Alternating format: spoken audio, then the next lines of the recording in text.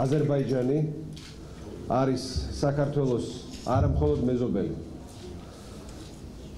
არა მხოლოდ ისტორიული მეზობელი, არამედ დღეს ყველაზე სტრატეგიული პარტნიორი ჩვენს რეგიონში. დღევანდელი ვიზიტი არის კიდევ ერთი დადასტურება იმისი, რომ საქართველო და აზერბაიჯანი, ჩვენი ხალხი, ჩვენი მთავრობები ენდობა ერთმანეთს და ავითარებენ ორმხრივ ურთიერთობას ორივე ქვეყნის სახელმწიფოებრივი ინტერესების შესაბამისად. ბატონ მინისტრთან დღეს ერთად განვიხილეთ ორმხრივი სამხედრო თანამშრომლობის დეტალები, ჩვენ ვისაუბრეთ სამხედრო ინდუსტრიების ფორმატში ორმხრივ თანამშრომლობაზე, ასევე გამოცდილების და ინფორმაციის გაცვლაზე და ჩვენ ასევე ვისაუბრეთ სამმხრივ ფორმატზე საქართველოს, აზერბაიჯანის, თურქეთის ფორმატში ჩვენი თანამშრომლობის კიდევ უფრო გაღრმავებასა და განვითარებას. რამდენიმე კვირის წინ საქართველოში და თბილისში ჩატარდა სამიტი აზერბაიჯანელი, თურქი და ქართველი სახელმწიფოს მეთაურების მონაწილეობით, სადაც კიდევ ერთხელ დაფიქსირდა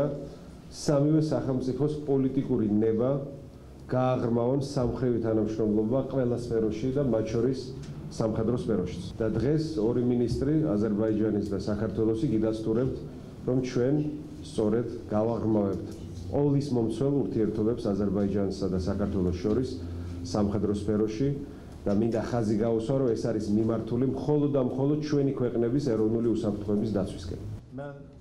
ბატონმა მინისტრმა სწორად აღნიშნა, რომ ორ ქვეყანას შორის არსებობს საკმაოდ ღრმა ურთიერთობები. აზერბაიჯანს და საქართველოს ერთმანეთთან საკმაოდ დიდი და ვრცელი ეკონომიკური ურთიერთობები აქვს. შეიძლება ითქვას, რომ ურთიერთობები ყველა მიმართულებით ვითარდება. საერთაშორისო არენაზე საქართველოსა და აზერბაიჯანის ინტერესები ერთმანეთს ემთხვევა. ჩვენ დიდ მადლობას ვუხდით საქართველოს, რომ აღიარებს აზერბაიჯანის ტერიტორიულ მთლიანობას. აზერბაიჯანი ცნობს საქართველოს ტერიტორიულ მთლიანობას. როგორც ყველა სფეროში, ორ ქვეყანას შორის არსებობს კარგი ურთიერთობები. ჩვენი ხელმძღვანელობისგან გვაქვს მითითება, რომ სამხედრო სფეროშიც უნდა გქონდეს ნაყოფიერი თანამშრომლობა. სამხედრო თანამშრომლობაში საკმაოდ ფართო შესაძლებლობები არსებობს.